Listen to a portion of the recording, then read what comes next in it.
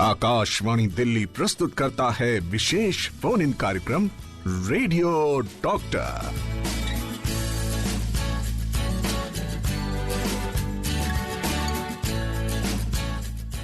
जी हाँ, आकाशवाणी रेनबो 102.6 पर अब वक्त हो गया है आपकी डेली डोज का और मैं हूँ आपके साथ आपके अपनी रॉकिंग रश्मि।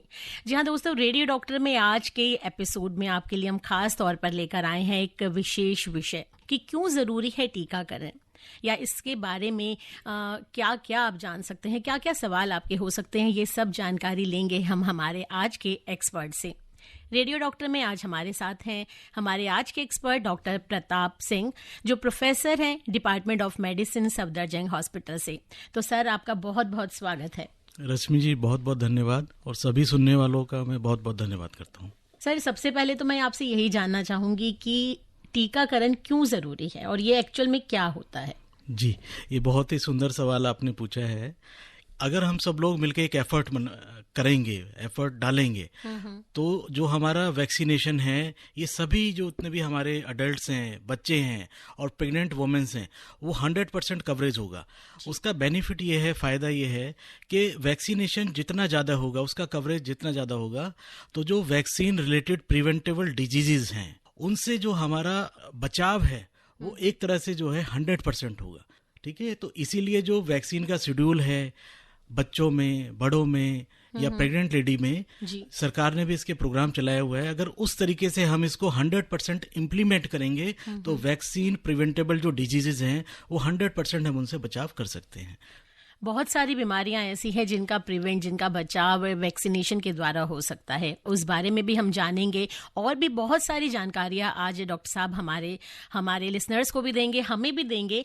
और यदि आप भी इससे जुड़ा कोई भी सवाल पूछना चाहते हैं तो आप हमारे डॉक्टर साहब doctor Pratap Singh, professor department of medicine Safdarjung hospital के साथ आप जुड़ सकते हैं। डॉक्टर साहब, इससे पहले कि हमारे लिसनर्स के फ़ोन आने शुरू हों, मैं आपसे पूछना चाहूँगी कि हमें अपने बच्चों को कब से टीका लगवाना शुरू करना चाहिए। जी, देखिए, जो टीकाकरण है वो बर्थ से ही शुरू हो जाता है। जैसे बच्चे का जन्म हो रहा है तो उसे 0 डोज बोलते हैं। तो 0 डोज से फिर उसका हमारा एक शेड्यूल है। 0 डोज हो गया, फिर 4 वीक्स पे है, 6 वीक पे है, तो we have a predefined immunisation schedule. उसके हिसाब से ही पूरा जो है ये शेड्यूलिंग होता है और ये अप टू 16 ईयर जाता है। प्री डिफाइंड है कि भाई 0 डोज पे क्या लगेगा, 1 महीना पे, 1.5 महीना पे, 9 महीने पे क्या लगेगा, ठीक है, 6 महीने पे। तो पूरा ये शेड्यूल है, इम्यूनाइजेशन प्रोग्राम जो हमारी सरकार चलाती है, उसके अनुसार ही टीके लगते हैं। ओके सर, एक कॉल हम तक पहुंच गई है, पूछते हैं इनका क्या सवाल है। हेलो जी, आपका नाम बताइए। नमस्कार मैम, डॉक्टर साहब को भी नमस्कार। नमस्कार। हाँ, मेरी रिक्वेस्ट भी है और क्वेश्चन भी है। मेरा क्वेश्चन ये है मैम कि अब ये मुझे बचपन में टीके किसी वजह से नहीं लग पाए 1978 में, और आज मेरी उम्र 48 साल है, तो क्या वो टीके अभी भी लग सकते हैं मुझे, मेरी माँ को या मेरी बहन को भी? ये राजेंद्र जी, आपने बहुत ही बेहतरीन सवाल पूछा है। मैं आपको बताना चाहूँगा कि जो लोग बचपन के टाइम में अपना इम्यूनाइजेशन नहीं करा पाए हैं, ठीक है, तो अब वो इम्यूनाइजेशन रिपीट नहीं होगा। लेकिन एडल्ट इम्यूनाइजेशन भी शेड्यूल है, जो एडल्ट एज ग्रुप होती है, ठीक है, उसके हिसाब से आप हेपेटाइटिस ए है, हेपेटाइटिस बी है, टाइफॉइड वैक्सीन्स हैं, इस टाइप के जो वैक्सीन्स हैं जो अडल्ट्स में दिए जाते हैं, वयस्क एज ग्रुप में दिए जाते हैं, तो वो आप ले सकते हैं। तो ये थे राजेंद्र जी कानपुरा दिल्ली से। एक और कॉल लाइन पर है, उन्हें भी मैं ले लेती हूँ कि ये क्या पूछना चाहते हैं। हेलो जी, नमस्कार।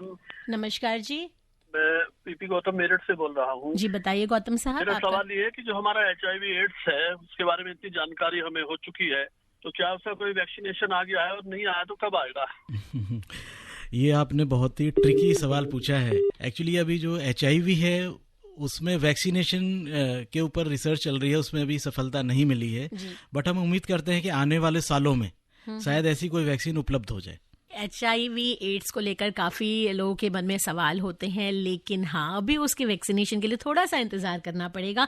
लेकिन हाँ सर, जैसे कि अभी ये पहले वाले हमारे जो लिसनर थे, उन्होंने एक सवाल ये पूछा कि एक एडल्ट होने के बाद वो बचपन वाले टीके नहीं लग सकते, और आपने कहा कि जो एडल्ट एज के हिसाब से टीके लगते हैं वो आप लगवा सकते हैं। सर, बीच में कई बार ऐसा होता है कि एक जो कड़ी चल रही होती है बच्चों को टीके लगवाने की, वो छूट जाती है किसी कारणवश। जैसे पिछले कुछ सालों अपने कोविड टाइम निकाला है सबने, उस वक्त बहुत से बच्चे ऐसे रहे होंगे जिनका जो प्रॉपर जो टीकाकरण का रहा होगा वो नहीं उनका शेड्यूल हो पाया।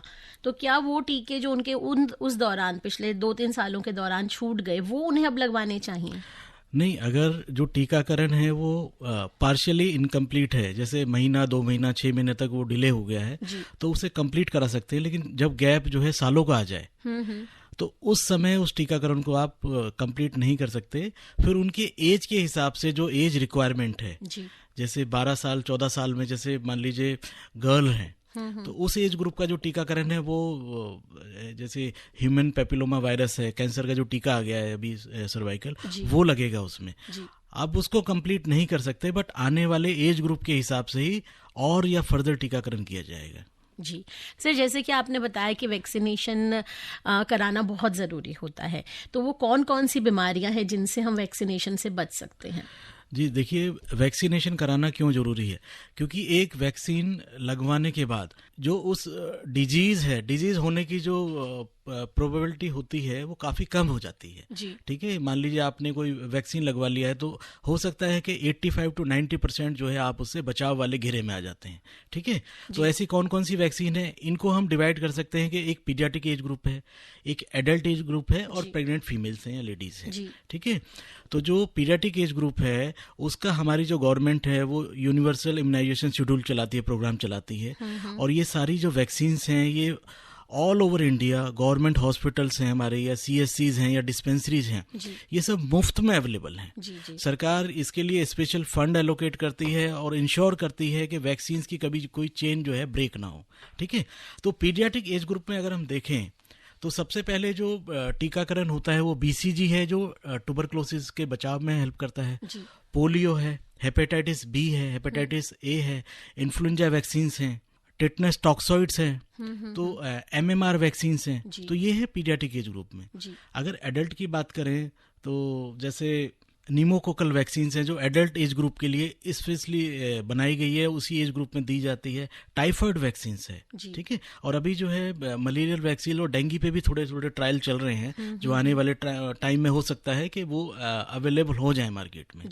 ठीक है, अब मैं प्रेग्नेंट लेडीज की बात करूंगा तो स्पेसिफिकली जो है हेपेटाइटिस B वायरस जो वैक्सीन होती हैं और टिटनस टॉक्सॉइड है वो एडवाइजेबल है गवर्नमेंट की तरफ से। जितनी भी गवर्नमेंट की हमारी डिस्पेंसरीज हैं, बड़े अस्पताल हैं, छोटे अस्पताल हैं, CSCs हैं, ऑल ओवर इंडिया ये एडवाइजेबल हैं कि सभी प्रेग्नेंट लेडीज को ये मिनिमम 2 वैक्सीन आपको जरूर लगवानी है। जी, सभी जो प्रेग्नेंट लेडीज़ हैं उन्हें वैक्सीनेशन बहुत ज़्यादा ज़रूरी होता है ताकि किसी भी बीमारी का असर उनके होने वाले शिशु पर ना पड़े। तो अभी भी कोई भी इस समय प्रेग्नेंट फीमेल यदि सुन रही है और वो जानना चाहती है कि कौन कौन से वैक्सीन उन्हें लगवाने चाहिए, तो प्लीज़ जाइए और अपने डॉक्टर से मिलिए और जानिए कि कौन कौन से वैक्सीन की उन्हें ज़रूरत है। सर, हमारे साथ एक कॉलर जुड़ चुके हैं, जानते हैं इनका क्या सवाल है।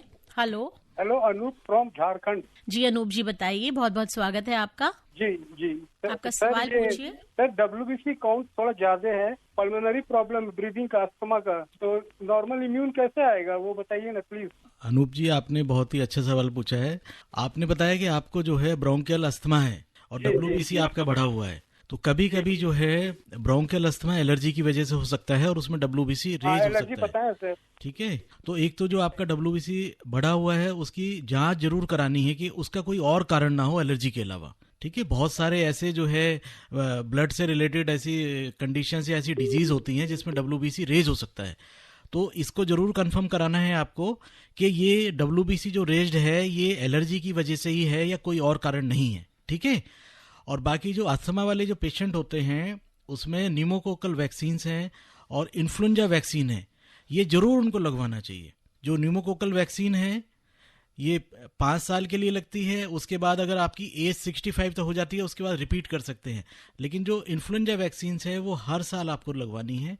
ये आपको जो रिकरेंट निमोनियाज होते हैं या जो लंग इन्फेक्शन होते हैं उससे 90% तक आपका बचाव करेगा ये।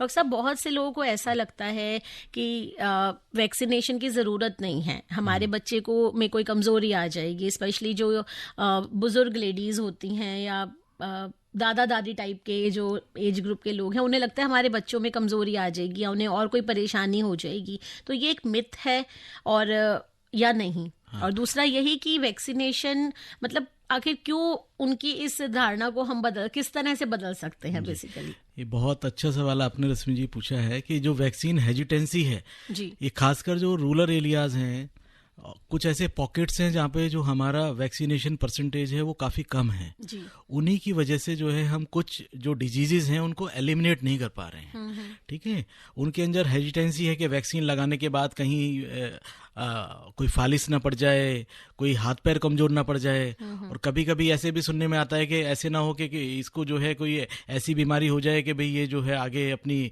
जनरेशन को ना बढ़ा पाए। ठीक है, तो इन सभी जो मिथ्स को हटाने के लिए CSC पे डिस्ट्रिक्ट हॉस्पिटल्स में रेगुलर जो है अवेयरनेस प्रोग्राम्स होते हैं, और कोई भी वैक्सीन का साइड इफेक्ट नहीं है। जितनी भी वैक्सीनेशन हमारे इम्यूनाइजेशन शेड्यूल में है जो भारत सरकार चलाती है, गवर्नमेंट ऑफ इंडिया चलाती है, all vaccines are totally safe. उनका कोई बहुत माइनर कभी कभी साइड इफेक्ट होता है, जैसे बुखार हो गया, लोकल एलर्जी हो गई। ठीक है, तो उसके लिए जो ऑलरेडी जहां सेंटर पे वैक्सीन दिए जा रहे हैं, जो डॉक्टर हैं या स्टाफ है वो इनको एक्सप्लेन करके पूरी तरीके से सजग करके बता के जब भेजते हैं, कोई घबराने की जरूरत नहीं है। मैं सभी से रिक्वेस्ट करूंगा जो भी सुन रहे हैं, चाहे बुजुर्ग हैं, चाहे महिलाएं हैं या माताएं हैं, कि जो वैक्सीनेशन शेड्यूल है हमारा भारत सरकार का वो बहुत बढ़िया है, और हमें इसको 100% टारगेट लेके जाना है। सभी को फुल्ली वैक्सीनेशन कराना है, अपने बच्चों को, प्रेग्नेंट लेडीज को, और जो एल्डरलीज हैं उन सभी को वैक्सीनेशन के लिए आगे आना है, वैक्सीनेशन कराना है। सर, यहाँ मैं एक बात और पूछना चाहूँगी कि जो टीनेज में होते हैं बच्चे, 16-17 के होते हैं, उन लोगों को भी कोई पर्टिकुलर टीका है जो लगना चाहिए? अभी जो टीनेजर्स हैं, खासकर जो गर्ल्स हैं जी, जो 9-10 साल से लेके 14-15 साल की उम्र में हैं, और खासकर वो सेक्सुअली एक्टिव नहीं है। जी, ठीक है, तो SB जो है एक जो सर्वाइकल वैक्सीन है, ह्यूमन पेपिलोमा वायरस वैक्सीन, जिससे जो सर्विक्स का जो कैंसर होता है उसको प्रिवेंशन के लिए भी भारत सरकार ने लॉन्च भी किया है। एक पायलट प्रोजेक्ट के अनुसार वो अभी दिल्ली के कुछ हॉस्पिटल में, सरकारी जो हॉस्पिटल है उनसे दिया गया था, बट इसकी जो एफिकेसी है बहुत अच्छी है, 90% के आसपास एफिकेसी है इसकी। और जो भी टीनेजर्स गर्ल्स हैं, खासकर जो 9-10 साल से लेके 14-15 साल तक की एज के हैं, इवन वो उन सभी को लगवाना चाहिए, और बॉयज में भी लगवाते हैं, क्योंकि जो पेनाइल कैंसर है या एनाल वॉर्ट्स वगैरह होते हैं उनसे 90% तक जो है प्रूवन प्रिवेंशन है। सर, किस एज ग्रुप तक ये लगता है, मतलब किस एज तक ये टीका लगवाया जाता है? एक्चुअली जो ह्यूमन पेपिलोमा वायरस के साथ जो कैंसर का संबंध है वो ऐसा कहा जाता है कि जब तक आप यानी यूजुअली टीनेजर ग्रुप में, और you are not sexually active. जी, ठीक है, तो उस एज ग्रुप तक अगर आप सेक्सुअली एक्टिव नहीं हैं, ठीक है, तो उस एज ग्रुप तक आप जो है लगवा सकते हैं, बट जो डिफाइंड एज है वो अप टू 14 से 15 साल है। ओके, तो जो सर्वाइकल कैंसर से प्रिवेंट करने के लिए आपको ये टीका ज़रूर लगवाना चाहिए। जो यंग टीनेजर्स गर्ल्स हैं स्पेशली, उनके लिए ये बात कही जा रही है, लेकिन साथ साथ जैसे कि सर ने बताया कि जो यंग बॉयज़ हैं, टीनेज ग्रुप में हैं, उन्हें भी लगा सकते हैं, उन्हें भी लगाया जा सकता है। इसके अलावा सर हमारे साथ लगातार कुछ कॉल्स आ रही हैं, तो मुझे लगता है हम इन्हें भी ले लें। हेलो जी, कौन बोल रहे हैं, आपका नाम बताइए। नमस्कार मैम, डॉक्टर साहब को भी नमस्कार। नमस्कार जी। नमस्कार। हाँ, GS चड्ढा बोल रहा हूँ नई दिल्ली से। जी बताइए चड्ढा साहब, आपका सवाल पूछिए। सीनियर सिटीजन हूँ डॉक्टर साहब। विटामिन D और विटामिन B का इंजेक्शन किस एज में लेना चाहिए? मेरी एज 66 हो जाएगी इसी अप्रैल में। हाँ हाँ हाँ, ये चड्ढा साहब आपने जो है बहुत बेहतरीन सवाल पूछा है। जो विटामिन D है या विटामिन B है, उनको वैक्सीनेशन के तौर पर रेगुलर लेने की जरूरत नहीं है, उनके स्पेशल इंडिकेशंस हैं। और जो विटामिन D है, अगर आप जांच करवाने के बाद उसको रिप्लेस कराएं, तो जो ओरल कैप्सूल्स है या ओरल जो दवाई है वो अवेलेबल है। अभी विटामिन D के जो इंजेक्शन है वो रिकमेंड नहीं करते हैं गवर्नमेंट हॉस्पिटल्स में। और जो विटामिन B12 आप कह रहे हैं या B कह रहे हैं, उसके लिए पहले आप जांच कराइए। अगर खून में कोई कमी है या शरीर में कोई नसों में कोई कमी है, तो जांच के बाद ही वो एडवाइस किए जाते हैं। इस तरीके से आप फ्रीली उनको बिना डॉक्टरी सलाह के ना लगवाएं। जी, कोई भी टीका बिना डॉक्टरी सलाह के नहीं लेना चाहिए, नहीं लगवाना चाहिए। यदि आपको किसी भी तरह का कोई डाउट होता है तो पहले आप अपने डॉक्टर से कंसल्ट कीजिए। यदि वो आपको प्रिस्क्राइब करते हैं तो आप जाइए और टीकाकरण के लिए किसी लैब में जाइए। सर, एक और मैसेज आया है आलोका का नोएडा से। इन्होंने हालांकि उनका सवाल आप बता चुके हैं, इनकी डॉटर 22 साल की हैं, कौन से वैक्सीन उनको लगवाने चाहिए ये जानना चाहती हैं। देखिए, क्योंकि जो है एज अब इनका 22 ईयर हो गया है, तो ये अडल्ट वैक्सीनेशन के लिए क्वालिफाई करते हैं। ओके। जो अडल्ट वैक्सीनेशन में अगर इन्होंने पहले हेपेटाइटिस ए, हेपेटाइटिस बी का वैक्सीन नहीं लगाया है तो उन्हें लगवाना चाहिए। अभी जो है जो टिटनेस टॉक्सॉइड है, क्योंकि रूटीनली उसका वैक्सीनेशन भी इनको कराना चाहिए। इनका जो पहला रूटीन पीडियाट्रिक एज ग्रुप का जो इनका शेड्यूल होगा, उसमें पहले ये चेक करें कि क्या क्या वैक्सीनेशन लगा है, क्या क्या नहीं लगा है। क्योंकि जो वैक्सीन होती हैं, कुछ वैक्सीन ऐसी हैं कि जिनको एक डोज देने के बाद, एक या मैक्सिमम 2 डोज देने के बाद लाइफ लॉन्ग उनकी इम्यूनिटी रहती है। ठीक है। लेकिन जैसे हेपेटाइटिस बी है, अगर आपने पहले लिया है और वो 10 साल से ज़्यादा हो गया है, तो उसमें ही एंटीबॉडी एक टीटर होता है, उसको आप लैब में जाके करा सकते हैं। और अगर वो 10 से कम आता है तो आप रिपीट इम्यूनाइजेशन या वैक्सीनेशन के लिए जा सकते हैं। सर, आपने यहाँ पर एक चीज़ ये बताई कि ये 22 साल का की इनकी डॉटर है, तो ये एडल्ट उसमें आ गई, तो हम 18+ वाले के लिए ही एडल्ट में लाते हैं या जो 16-17 वाले हैं, 15, आपने जैसे अभी बताया था सर्वाइकल कैंसर के केस में कि 14-15 की एज तक वो वैक्सीनेशन हो सकता है। तो बेसिकली जो एडल्ट हम बच्चों को बोलते हैं वैक्सीनेशन के मामले में, वो क्या एज होती है? यूजुअली जो है, अगर मैं इसको इस तरीके से होऊंगा कि जो एडल्ट एज है वो 18 साल ली गई है। 18 साल से ऊपर हम, अगर उन्होंने वैक्सीनेशन नहीं कराया गया है जी, अपने जो बचपन में जो हमारा शेड्यूल है, अगर वो नहीं लिया है, तो एडल्ट में जो एडल्ट वैक्सीन अवेलेबल हैं, ठीक है, वो आप जरूर लगवाइए। और एडल्ट वैक्सीनेशन में यूजुअली 18 साल से ऊपर का एज ग्रुप हम लेते हैं। ओके। तो आज हमारे साथ है doctor Pratap Singh, professor department of medicine, Safdarjung hospital से, और आज का हमारा विषय है टीकाकरण। आप सुन रहे हैं विशेष फोन इन कार्यक्रम रेडियो डॉक्टर। जी हाँ, और इस वक्त आप सुन रहे हैं प्रोग्राम रेडियो डॉक्टर। आपके साथ हूं मैं रॉकिंग रश्मि, और हमारे साथ आज के हमारे एक्सपर्ट हैं डॉक्टर प्रताप सिंह, जो department of medicine Safdarjung hospital से हैं। और आज हम बात कर रहे हैं टीकों पर। सर, बहुत सारी बीमारियां ऐसी हैं जिनके टीकों के बारे में पता होता है, जैसे आपने अभी बहुत सारे नाम बताए, MMR है, DP टीके लगते हैं, और हेपेटाइटिस का होता है, लेकिन कुछ एक ऐसे भी टीके हैं जिन्हें लोग कम जानते हैं। वो कौन से टीके होंगे? देखिए, एक तो जो हमारा इम्यूनाइजेशन शेड्यूल है जो भारत सरकार ने बनाया हुआ है, जो सभी को लेना है जी। लेकिन कुछ टीके ऐसे हैं जो स्पेसिफिक एज ग्रुप में लगते हैं या स्पेसिफिक कंडीशंस में लगते हैं जी। स्पेसिफिक एज ग्रुप है, जैसे कुछ टीके हैं एल्डरलीज में लगते हैं, जैसे इन्फ्लुएंजा का टीका है, न्यूमोकोकल का टीका है, या कुछ टीके ऐसे हैं कि जब हम अब्रॉड कहीं किसी विशेष कंट्री में विजिट कर रहे हैं, तो वहाँ का जो एंडेमिक कोई ऐसा डिजीज है, तो इसका जैसे एग्जाम्पल मैं लूंगा, येलो फीवर है। ठीक है, जैसे अफ्रीकन कंट्रीज में किसी को विजिट करना है तो ये उनका मैंडेटरी रिक्वायरमेंट है जी। और टीके हैं जैसे जैपनीज एनकेफेलाइटिस है, तो जैपनीज एनकेफेलाइटिस क्या है कि ये लोकलाइज है, कुछ पॉकेट्स हैं इसका, ये ऑल ओवर इंडिया नहीं है हमारे उसमें, तो कुछ पॉकेट्स हैं, तो उस रीजन में ये जो उनका इम्यूनाइजेशन शेड्यूल है उसमें एडवाइजेबल है, वहाँ दी जाती हैं। और टीके हैं जैसे मेनिंगोकोकल हो गया, जैसे मेनिंजाइटिस के लिए है, या टाइफाइड वैक्सीन है, जैसे और लेसर नोन है, जैसे अभी रिसर्च चल रहा है डेंगू वैक्सीन पे भी।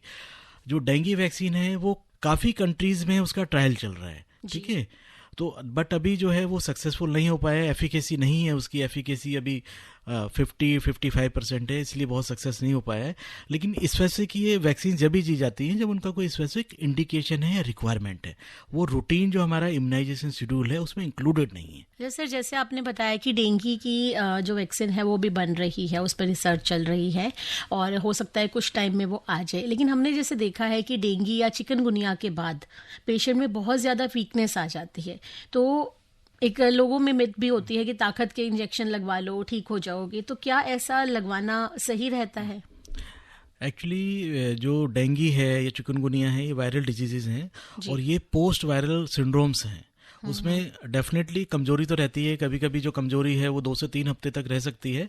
तो उस कंडीशन में एक तो डॉक्टरी सलाह के बिना ना कोई वैक्सीन लगवाएं जी, ना कोई दवाई लें, डॉक्टर से सलाह लें, और डॉक्टर अगर चाहेंगे तो उनको हो सकता है कि आपको कुछ सप्लीमेंट या विटामिन आपको एडवाइस करें। अदरवाइज अपना खान पीन अच्छा रखें, थोड़ा एक्सरसाइज करें, अपनी डाइट अच्छी रखेंगे, फिजिकल एक्टिविटी करेंगे, तो मे बी कि अप टू 2 वीक्स में, मैक्सिमम 2 वीक्स में आप जो है रिकवर हो जाते हैं। जी, एक कॉलर हमारे साथ जुड़ चुके हैं। हेलो। हेलो, मैं विजय कुमार नेवडेली से बोल रहा हूँ। जी नमस्कार जी, बताइए आपका सवाल क्या है? अच्छा, मुझे पूछना है कि निमोनिया और इन्फ्लुएंजा एक ही है या अलग अलग है? कब लगवाना चाहिए? मेरी एज है 80 ईयर और मैं वैसे फिट एंड फाइन हूँ। आपने एज कितना बताया? 80 प्लस 81 है, लेकिन मुझे कोई बीमारी नहीं है। और इन्फ्लुएंजा और निमोनिया कब लगाना चाहिए? ये बहुत ही खुशी की बात है कि आप स्वस्थ हैं और आगे भी स्वस्थ ही रहेंगे। हाँ जी। तो जो ये इन्फ्लुएंजा वैक्सीन है, इन्फ्लुएंजा वैक्सीन है, ये होती है जो वायरल निमोनियाज होते हैं उनसे प्रिवेंट करती है, उनका जो इंसिडेंस है उसको कम करती है। ठीक है, तो ये हर साल लगती है, तो ये बेटर है कि आप उसको लगवाइए। इन्फ्लुएंजा निमोनिया एक ही चीज है? इन्फ्लुएंजा जो है वो निमोनिया का एक प्रकार है एक्चुअली। नहीं, वैक्सीन दोनों को। हाँ नहीं, जो निमोकोकल वैक्सीन है, निमोकोकल अलग है और जो इन्फ्लुएंजा की जो हिप वैक्सीन है, ये दोनों अलग अलग है। जो निमोकोकल की वैक्सीन है ये अप टू 5 ईयर तक काम करती है और एज पे डिपेंड करती है। ठीक है, ये मैंने सुना कि इन्फ्लुएंजा या निमोनिया की जो वैक्सीन है सर्दी आने से 1-2 महीना पहले, क्योंकि बुजुर्ग एज में निमोनिया का डर ज्यादा होता है। हाँ, 1 साल पहले, मतलब जैसे सर्दी आने से पहले सितंबर अक्टूबर में लगवा दो। जी बिल्कुल, सर्दी आने से 1-2 महीना पहले लगवा दो। ये आपने ठीक सुना है, क्योंकि जो इसका सीरो कन्वर्जन होता है वायरस का ना, तो ये कब तक वैलिड है, कब तक इसका असर रहेगा? तो ये इन्फ्लुएंजा का जो आप अगस्त से सितंबर में लगवाएंगे तो 1 साल तक जो है वो वर्क करता है। 1 साल के बाद फिर से आपको रिपीट करना पड़ेगा, पड़ेगा। अब वैसे इन्फ्लुएंजा मैं जाऊँ तो उनसे कहूँगी इन्फ्लुएंजा या निमोनिया एक ही चीज कि 2 नाम है क्या?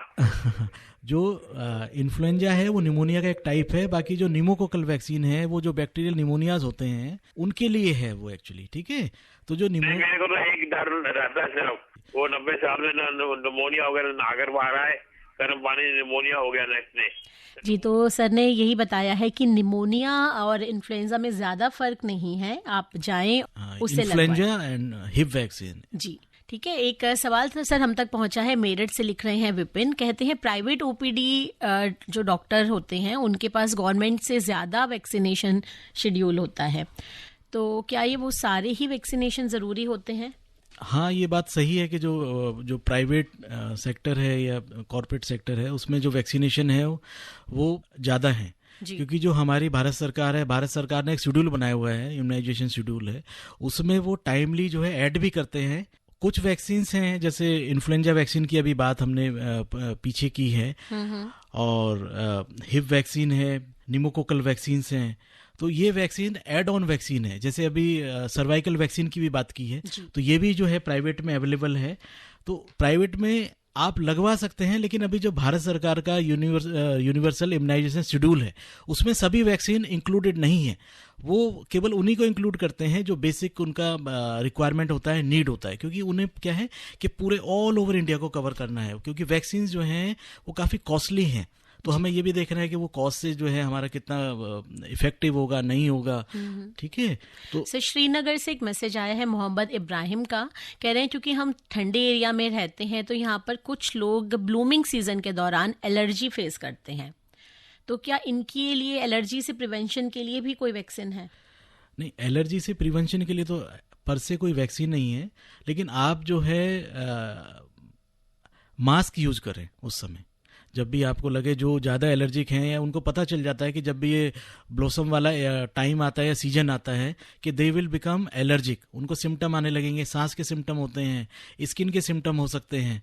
ठीक है, तो सबसे जो बेहतर है वो ये है कि वो मास्क उस दौरान या उस समय यूज करें। जी, मेरी पोती की उम्र 8 महीने की है, उसे IFPV का एक वैक्सीन तो लग गया था, लेकिन अब ये टीका CHC पर नहीं आ रहा, तो सर ये टीका किस बीमारी का है और ये कितना महत्वपूर्ण है, जानना चाहते हैं शिमला झुंझुनू से दिनेश शर्मा। जो मैं समझ पा रहा हूँ कि इनको एक तरह का ये पोलियो का ही टीका है, लेकिन सरकार का जो हमारा इम्यूनाइजेशन शेड्यूल है उसमें दूसरे तरह के टीके भी अवेलेबल है। ठीक है, तो ये जो है अपना डिस्पेंसरी में या जो भी CSC है, कम्युनिटी हेल्थ सेंटर है, वहाँ जाके जो है उसका रिप्लेसमेंट या दूसरा टीका लगवा सकते हैं। सर एक और बहुत ही इम्पोर्टेंट सवाल आया है कौलेश्वर ठाकुर का, ग्राम बारियातू झारखंड से पूछ रहे हैं। ये पूछना चाहते हैं कोविड की दोनों डोज मैं ले चुका हूँ, तो क्या मुझे बूस्टर डोज लेना जरूरी है? आई थिंक बूस्टर डोज तो अब लग नहीं रही है। देखिए, मैं इनसे ये कहना चाहूँगा कि जो भी कोविड वैक्सीनेशन है वो अभी नहीं दिया जा रहा है, वो बंद कर दिया गया है। और जिन लोगों ने बूस्टर डोज नहीं ली हैं तो अभी लेने की ज़रूरत नहीं है, ठीक है। बाकी इन फ्यूचर हमारी गवर्नमेंट की क्या पॉलिसी आती है, वी विल वेट। तो अभी तो हम जो है ईश्वर से यही प्रार्थना करते हैं कि कोविड अभी कंट्रोल में है, कोविड नहीं है, कोविड की वैक्सीनेशन है, कोविड की बात ना करें तो अच्छा रहेगा। बिल्कुल, कोविड का जो समय है यदि एक बार याद करते हैं तो बहुत कुछ आंखों के आगे आ जाता है। केवल हंसते मुस्कुराते चेहरे जो हमारे सामने हुआ करते थे वो किस तरह से उनका दूसरा ही रूप हमें देखने को मिला। तो कोविड को भी थोड़ा सा दूर रखते हैं। और हाँ, बूस्टर डोज फिलहाल नहीं लग रही है। सर एक सवाल और आया है, इन्होंने अपना नाम नहीं लिखा है लेकिन कहते हैं कि मेरी डॉक्टर जो है 13 साल की हैं और ऑस्ट्रेलिया में रहती है।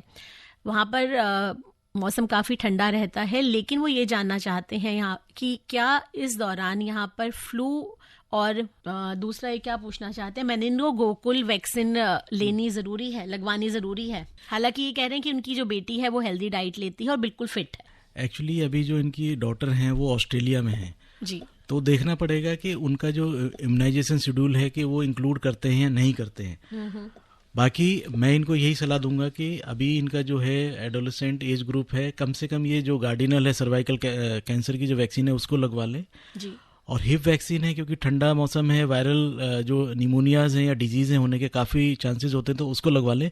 जो मेनिंगोकोकल वैक्सीन है उसका जो उनका लोकल शेड्यूल क्या है, रिक्वायरमेंट क्या है कंट्री की या लोकल रीजन की, उसके अनुसार ही ये डिसाइड करें। वहाँ पे जो डॉक्टर हैं या सेंटर्स हैं उनसे कंसल्ट करें। सर ऐसा ही एक और सवाल भी आया है, शबनम ने लिखा है बीके दत्त कॉलोनी नई दिल्ली से। उनका मेरी बेटी के लगभग सारे टीके पूरे हो गए हैं और 19 साल की वो हो गई हैं, तो क्या आने वाले दिनों में किसी प्रकार का टीकाकरण की आवश्यकता तो नहीं? आई थिंक उन्हें भी सर्वाइकल कैंसर का टीका लगवा लेना चाहिए।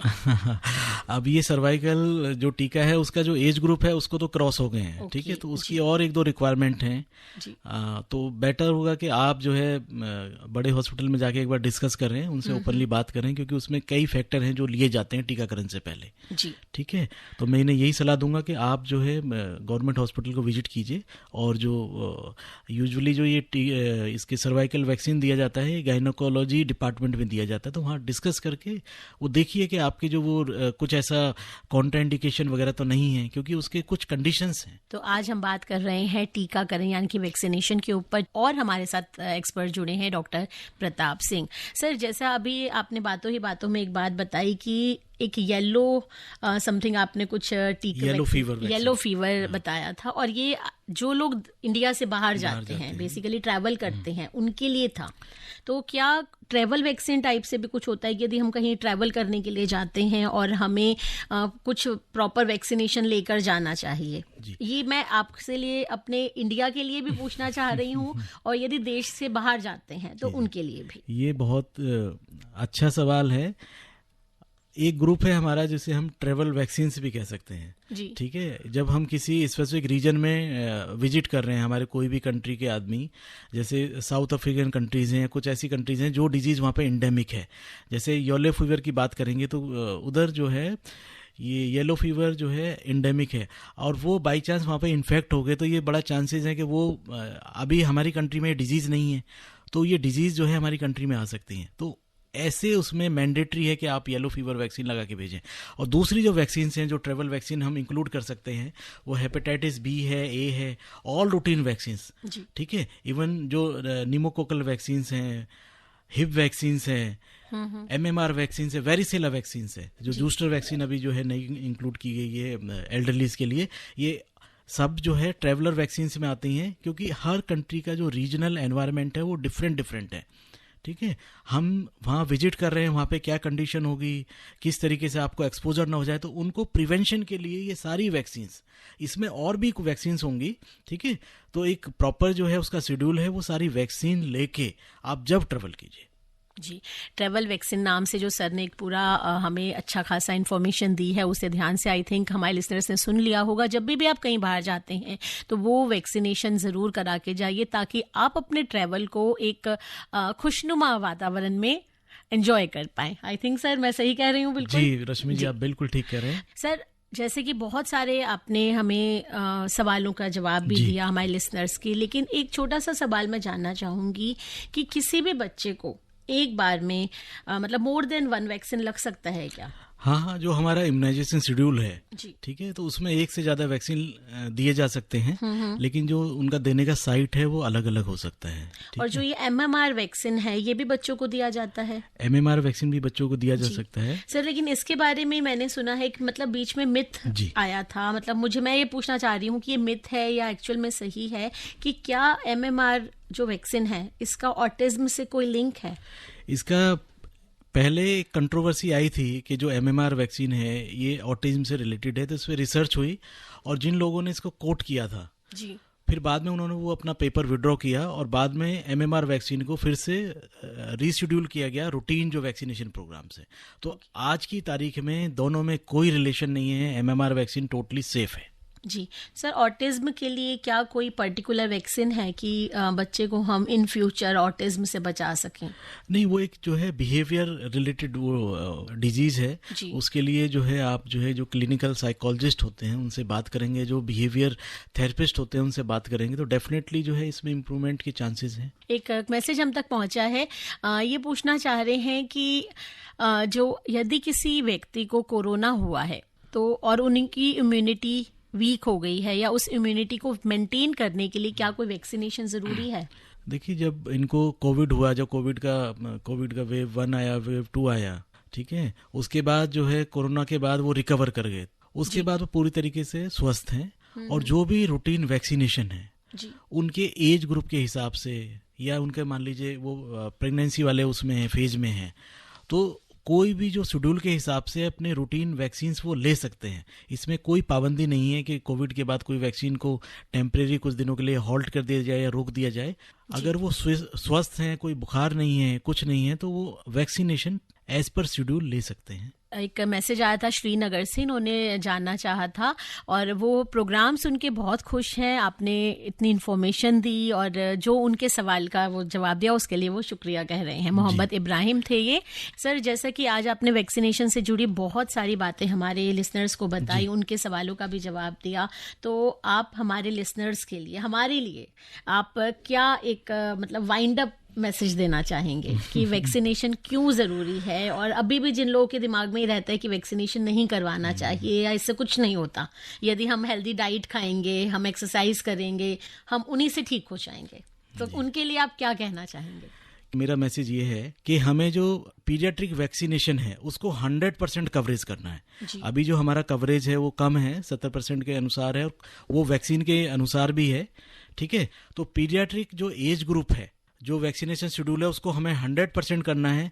मैं सभी माताओं से, बहनों से, सभी से रिक्वेस्ट करूंगा कि अपने बच्चों को पूरा वैक्सीनेशन कराएं, वैक्सीनेशन को कहीं ब्रेक नहीं करना है बीच में। एडल्ट से मैं कहूंगा कि हेपेटाइटिस बी का वैक्सीनेशन जरूर लगवाएं। और जो टीनेजर गर्ल्स हैं, जो उस एज ग्रुप में आती हैं, जो 9-10 साल से लेकर 14-15 साल तक की गर्ल्स हैं, उनको मैं एडवाइस करूंगा कि अभी अभी ह्यूमन पेपिलोमा वायरस जो सर्वाइकल कैंसर की वैक्सीन इंडिया में अवेलेबल है, आप प्लीज उसको जरूर लगवाइए। ये फ्यूचर में बहुत हेल्प करेगा। इसकी एफिकेसी बहुत अच्छी है, 90% से ज्यादा इसकी एफिकेसी है। एल्डरलीज के लिए मैं ये रिक्वेस्ट करूंगा, क्योंकि उनकी जो इम्यूनिटी है वो थोड़ा सा कम हो जाती है एज के हिसाब से, तो जो इन्फ्लुएंजा वैक्सीन है और न्यूमोकोकल वैक्सीन है वो एल्डरलीज जरूर लगवाएं। और वैक्सीन लगवाने के बाद कम से कम 80 to 90% हम सेफ हैं उन डिजीज से। सो वैक्सीनेशन सेफ है, इफेक्टिव है, इजीली अवेलेबल है और प्राइस भी बहुत रीजनेबल है। बहुत सारी जो वैक्सीन हैं वो सरकारी अस्पतालों में मुफ्त अवेलेबल हैं, कुछ वैक्सीन हैं बट वो हाई प्राइस नहीं है, कोई भी उनको अफोर्ड कर सकता है। तो मेरी सभी सुनने वालों से यही रिक्वेस्ट है कि please you go for vaccination. जी बिल्कुल, वैक्सीनेशन के लिए जरूर जाइए। ये आपके खुद के लिए और आपके परिवार के लिए बहुत ज्यादा जरूरी है। यदि इस वक्त आप कहीं से भी हमें सुन रहे हैं तो एक बार फिर से रेनबो आकाशवाणी की तरफ से हम आप सभी से रिक्वेस्ट करते हैं थोड़ा सा लाभ उठाइए और अपने मन को टीकाकरण कराने के लिए एक ठोस कारण दीजिए और जाइए और वैक्सीनेशन कराइए। चाहे आप छोटे बच्चे हैं, चाहे आपके घर में बुजुर्ग है, कोई गर्भवती महिला है, आप सभी जाइए और एज एन एडल्ट भी जरूर जाए। और जैसा कि सर ने अभी बताया कि जो यंग गर्ल्स हैं उनके लिए स्पेशली सर्वाइकल कैंसर का टीका लगना बहुत ज़्यादा ज़रूरी है। इन फ्यूचर उनके लिए बहुत ही फायदेमंद रहेगा। जी, तो सर आज आप यहाँ आए, हमारे साथ जुड़े, हमारे आकाशवाणी रेनबो के स्टूडियो में इतनी सारी जानकारी दी, उसके लिए आपका बहुत बहुत शुक्रिया। जी धन्यवाद, थैंक यू। अभी आप आकाशवाणी दिल्ली से विशेष फोन इन कार्यक्रम रेडियो डॉक्टर सुन रहे थे। कार्यक्रम की प्रस्तुतकर्ता थी शालिनी मित्तल।